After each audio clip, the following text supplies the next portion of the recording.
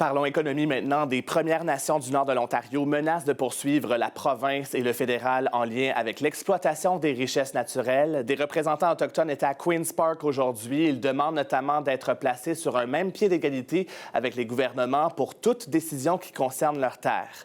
Camille Gréroy. Dans l'enceinte de l'Assemblée législative, des représentants de Premières Nations du nord de l'Ontario sont venus lancer un message clair aux élus. Les décisions unilatérales concernant leurs terres, c'est terminé. No more unilateral Crown decision-making government. No more. We're done. Cette avocate représente 10 communautés du traité numéro 9 dans le cadre d'une action en justice contre la province et Ottawa. Ces Premières Nations soutiennent qu'en signant le traité, leur intention n'a jamais été de céder le contrôle du territoire.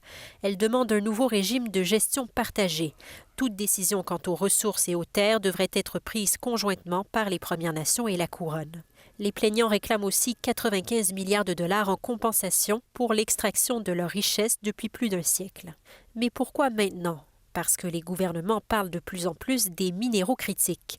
Doug Ford continue par exemple de miser sur le développement du cercle de feu où se trouvent d'importants gisements. We have projects moving forward where we get an email here, an email there. On reçoit seulement un courriel par-ci par-là pour nous informer, dit-il, alors que ces projets nous inquiètent, surtout avec les changements climatiques. Le message s'adresse aussi aux compagnies minières. This is a warning to all those mining development companies. C'est dans leur intérêt de faire pression pour une réelle collaboration, prévient-elle, car il n'y aura pas de projet sans consentement mutuel.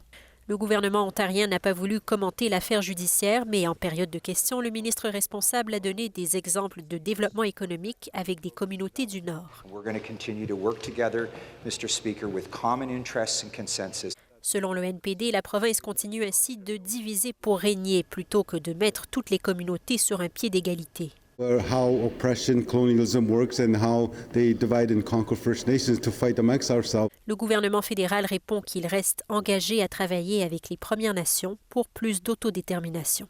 Ici Camille Gréroy, Radio-Canada, Toronto.